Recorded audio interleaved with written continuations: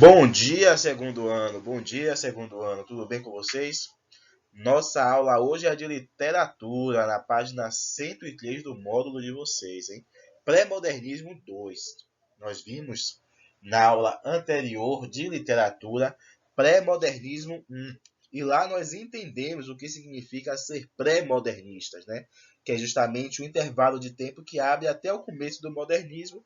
E aí nós temos alguns autores que apresentam inovação, apresentam a ideia de modernidade literária, mas não são tão modernos, por isso não se enquadram ainda em serem artistas modernos, mas são pré-modernistas. Então nós temos um momento da literatura de cerca de 20 anos que é determinado como pré-modernismo, tá bom?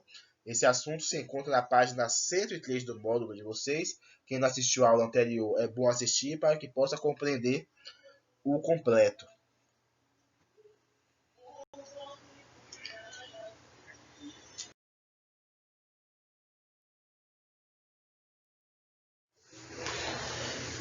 E nós iniciamos na aula anterior o estudo de alguns autores do pré-modernismo.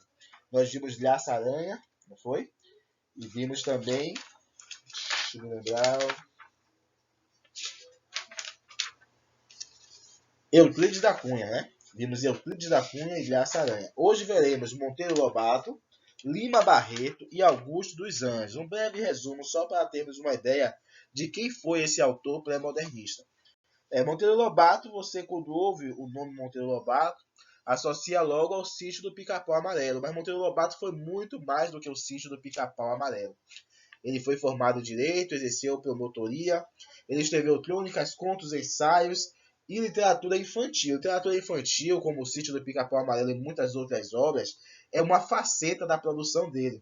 Mas ele teve o maior impacto literário, o que enquadrou ele como autor pré-modernista, foi com essa primeira obra de destaque aí, ó, o Urupês. O Urupês carrega um regionalismo que seria mais para frente trabalhado no modernismo.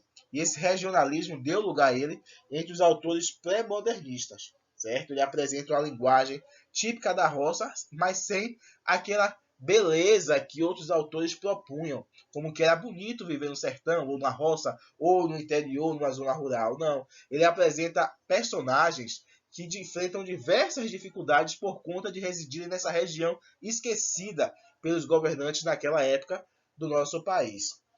Temos outras obras de destaque: Cidades Mortas, O Choque das Raças, Reinações de Narizinho, Dom Quixote das Crianças e o Pica-Pau Amarelo, entre outras obras. É muito vasta a produção de Monteiro Lobato.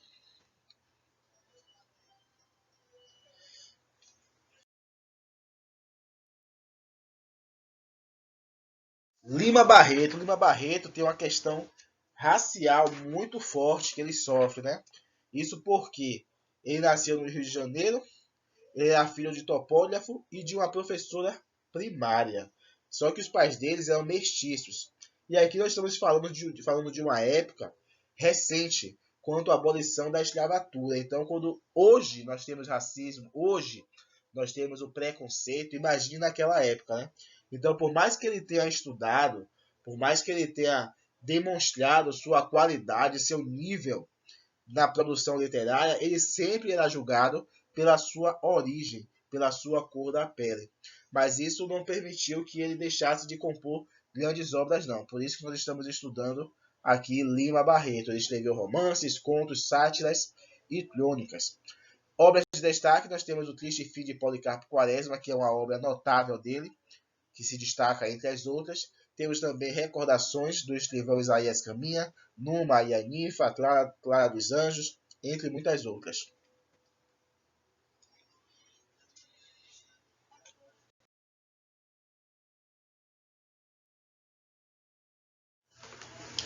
E assim chegamos a Augusto dos Anjos, um dos autores que eu mais gosto. Augusto dos Anjos nasceu na Paraíba, teve uma vida bem curta, morreu aos 30 anos em Minas Gerais, estudou direito, mas não exerceu, e acabou sendo um professor de língua portuguesa na Paraíba e também no Rio de Janeiro. Sua obra tem somente um livro, uma publicação, que é o livro Eu, publicado em 1912. Seus poemas apresentam um vocabulário estranho, uma linguagem bem diferente, palavras que não eram utilizadas naquela época e que Augusto dos Anjos acabou utilizando. Também é recorrente o tema em relação à morte e apresenta isso através de destacar a decomposição de matérias. Por exemplo, eu tenho aqui no módulo de vocês Psicologia de um Vencido. Psicologia de um Vencido é uma obra que chama muita atenção de Augusto dos Anjos pela questão de usar palavras que não se utilizavam. Por exemplo, Strofe 2.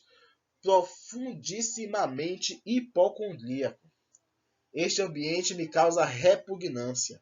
Sobe-me à boca uma ânsia análoga à ânsia que se escapa da boca de um cardíaco. Então aqui nós percebemos todas as características, né? Hipocondríaco, em um poema sério, difícil de ver. Repugnância e a comparação dele também em relação à morte, né?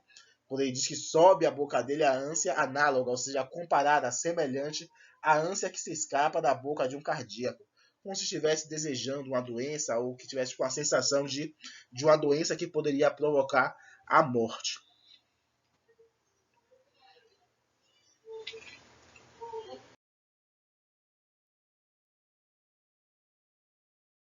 A atividade para a casa de vocês é da página 106 até a página 112, tá bom, pessoal? Essa foi o último conteúdo de literatura. Na próxima semana, do módulo, né? Na próxima semana nós teremos aula pelo Zoom. Vamos fazer um apanhado geral, uma breve revisão e atividade sobre os conteúdos estudados, tá certo? Não percam. Tchau, tchau, gente.